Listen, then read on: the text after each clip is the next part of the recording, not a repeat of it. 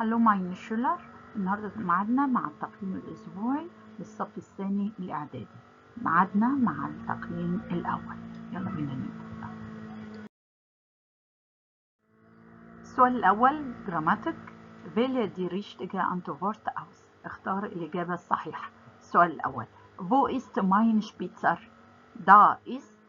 طبعا هنا جايب لي 3 اختيارات اير واس وزي، طبعا هختار اير. السؤال الثاني نقط ist Sabine freundlich. يبقى هنا هو دي صفة، كلمة freundlich صفة، الصفة الحال بسأل عليها ببي. السؤال الثالث ist Lukas sympathisch؟ ناين، يبقى أنا بنفي الصفة اللي هي إيه؟ sympathisch، دمه خفيف، يبقى هاخد النفي بتاعها اللي هي unsympathisch. السؤال الثاني ارجنسا، أكمل.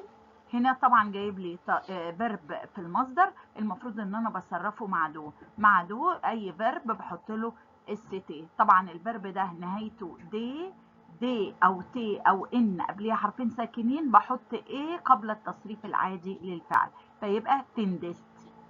السؤال الثاني استهر نولتا كومش ناين اير اس، طبعا هنا عكس الصفة كومش اللي هو غريب، يبقى عكسها نورمال، عادي خالص. تشوس.